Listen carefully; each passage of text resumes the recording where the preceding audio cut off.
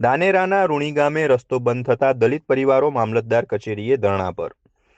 દાનેરા તાલુકાના રૂણી ગામે વર્ષોથી ઉપયોગમાં લેવાતો રસ્તો બંધ કરી દેવામાં આવતા દલિત સમાજના આશરે 15 જેટલા પરિવારોની અવરજવર ખોરવાઈ છે. બાળકોને શાળાએ જવા, બીમાર લોકોને હોસ્પિટલ લઈ જવા તેમજ રોજિંદા કામકાજ માટે ભારે હાલાકી ભોગવવી પડી રહી છે.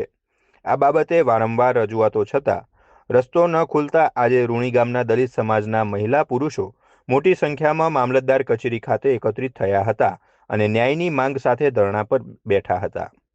ગ્રામજનોએ આક્ષેપ કર્યો છે કે અગાઉ મામલતદાર દ્વારા રસ્તો ખુલ્લો રાખવાનો હુકમ આપવામાં આવ્યો હોવા છતાં તેનું પાલન કરવામાં આવતું નથી. રસ્તો તાત્કાલિક અને કાયમી રીતે ખુલ્લો કરવાની માંગ સાથે સૂત્રોચ્ચાર કરવામાં આવ્યા હતા. મામલતદાર જનકબેન સાથે ટેલિફોનિક સંપર્ક કરતા તેમણે જણાવ્યું હતું કે આ મામલે 29 જાન્યુઆરી 2026ના રોજ રૂબરૂ સ્થળ પર જઈ તપાસ અને સાંભળણી કરવામાં આવશે. આ આશ્વાસન બાદ ગ્રામજનોએ વિશ્વાસ રાખીને તાત્કાલિક ધરણા સમેટ્યા હતા, પરંતુ રસ્તો ન ખુલ્યો તો ફરી આંદોલન કરવાની ચીમકી ઉચ્ચારી છે. અમારા ખેતરનો રસ્તો 2009માં પટેલ લોકોએ બંધ કરેલો હતો. તેના પછી મેં 2 પોતનો દાવો મૂકેલો મામલતદાર કચેરીમાં અને મામલતદાર સાહેબ કોર્ટે આ ખેતરમાં જવા માટે રસ્તાનો હુકમ કરેલો.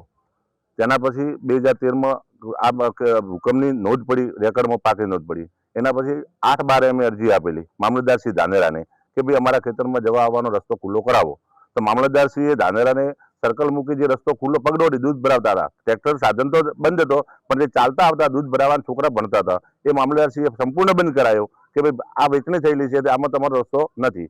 એના પછી મેં 17/1 બીજી અરજી આપી. મામલતદારશ્રીને કીધું કે અમારો ખેતર, અમારા છોકરા જવાનું ભણવાનું બંધ છે, અમારે દૂધ કઈ રીતે ભરાવવું, અમારો સંપૂર્ણ રસ્તો બંધ કરેલો છે. એમને કાલે સવારમાં પટેલ લોકોને બોલાવી અને પગડોડીનો અમારે ખુલ્લો કરાયો છે અને અમારે ખેતરે જવાનો અને ખેતી કરવાના સાધનો લઈ જવાનો રસ્તો સંપૂર્ણ બંધ છે.